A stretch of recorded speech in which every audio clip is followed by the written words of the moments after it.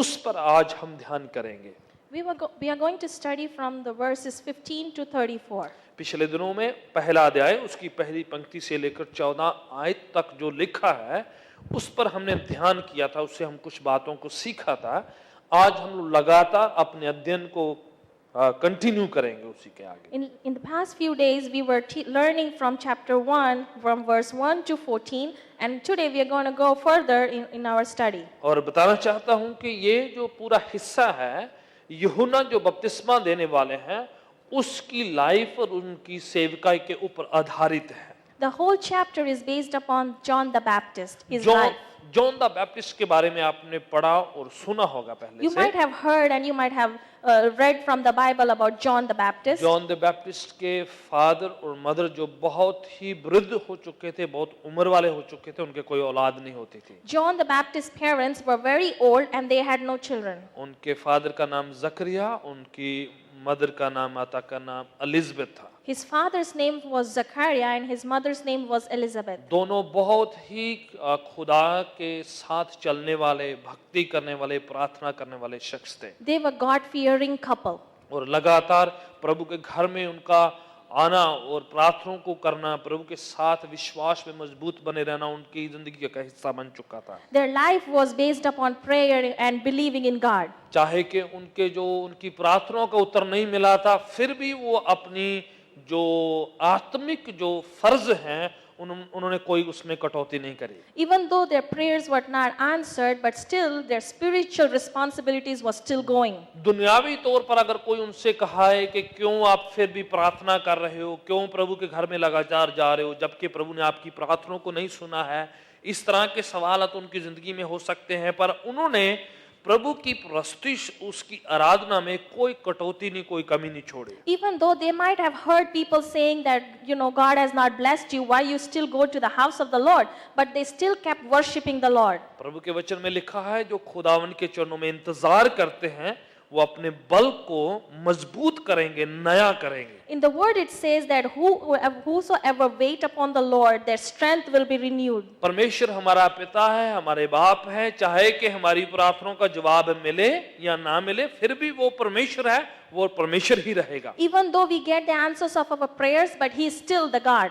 चाहे हमें हमारी जो इच्छाओं की पूर्ति ना हो, हमारी जो प्रार्थनाओं का जवाब हमें ना मिले, जो कुछ हम मांगते हैं उसे नहीं मिलता, फिर भी जो है परमेश्वर की पवित्रताई में, उसकी परमेश्वरताई में कोई फेरबदल नहीं होता। There will be no change in his holiness even though our prayers are answered or not answered. Bible में एक शब्द इस प्रकार से लिखा है कि परमेश्वर के चेहरे को ताकते रहो। In the Bible it says that keep looking on the face of the Lord. Seek the face of the Lord. Seek the face of the Lord. परमेश्वर के चेहरे को ताकना, Seeking the face of the Lord. ये बात यहाँ पर वो बात बिल्कुल फिट बैठती है। This thing very fits here. क्यों परमेश्वर के चेहरे को ताकने की बात कही है? Why it's talking about seeking the face of the Lord? अक्सर हम लोग जब आराधना स्तुति करते हैं तो हम परमेश्वर के हाथों को देखते रहते हैं। When we worship, we just keep looking at his hands. हाथों को देखने का क्या मायना होता है? What does it mean to look at the hands? कि हम बरकतें चाहते हैं। We want to receive blessing. हम देखते हैं कि प्रभु के हाथ में क्या है We हमें want देने to के see लिए। what he has in his hands. जब छोटे बच्चे हैं तो फादर जब घर में वापस लौटते हैं,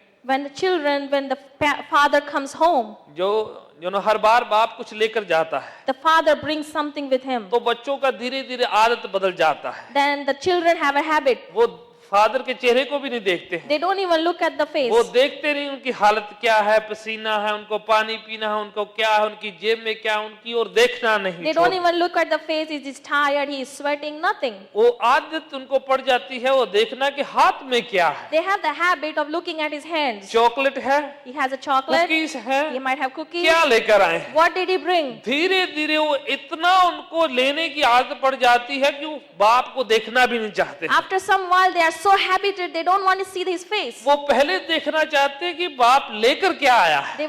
They want to see what did he bring. इंसानों के साथ, बड़ों के साथ धीरे धीरे ऐसा हो जाता है। People also have the habit of this thing. हम प्रभु के पास आते हैं, We go to God. प्रभु की प्रार्थना करते हैं, We pray to God. प्रस्तुति करते हैं, We worship him. फिर हम देखते हैं प्रभु ने हमें बरकत क्या दी है और वो क्या वो देने वाला है। We want the blessing from the Lord. तो धीरे धीरे हमारा आंख जो है उनके चेहरे से हटकर उनके हाथों पर लग जाता है। then our focus comes from the face to the hands. जब वो हाथों में कुछ नहीं दिखाई देता तो हमारी आराधना स्तुति जो है फीकी पड़ जाती है। And when we don't see anything in the hands, then our worship is हम निराश हो जाते हैं, we depress, मायूस हो जाते we हैं, get stressed out. हमें ऐसा लगता है हम जो चाहते हैं वो मिल नहीं रहा We है। think that we are not getting what we want. हमें ऐसा लगता है परमेश्वर चेंज कर लेना चाहिए। I think we should change the God. ऐसा लगता है हम पोजीशन चेंज करना We चाहिए। think like we are changing the लगता position. है कहीं ना कुछ गड़बड़ है। Maybe something went wrong. Bible कहती है कभी कभार परमेश्वर इसलिए हमारी बरकतें रोक देते हैं Bible says that sometimes our blessings are blocked क्योंकि वो चाहता है कि वो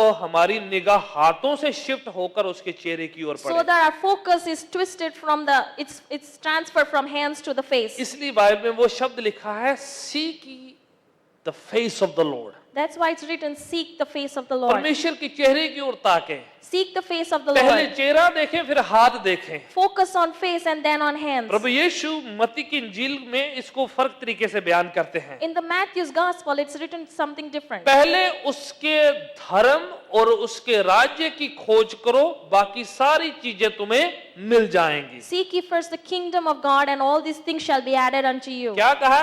पहले चेहरे को देखो, हाथ खुद ही भर देगा वो। Seek the face and the hands will be given. प्रभु के पास आकर ये मत पूछो कि पहले मुझे क्या मिलेगा, Don't ask God, what will I get? मुझे क्या फायदा होगा, What will I profit? मुझे कितना मिलेगा, How much I will get? कितनी मुझे बरकत मिलेगी, How much blessing will I अगर मैं get? फास्टिंग करता हूं तो क्या मिलेगा, What will I get if I fast? अगर मैं चर्च जाता हूं तो क्या मिलेगा, What will I get if I go अगर to मैं church? बाइबल पढ़ता हूं तो क्या मिलेगा। What will I get if I read the Bible? कभी कभार लोग प्रार्थना, उपवास, रोजा और चर्च जाना बंद कर देते हैं। Sometimes people stop going to church, stop fasting. वो कहते हैं They say, जाने से क्या मिलता है, what do we get? क्या मिलेगा मुझे। What do we get?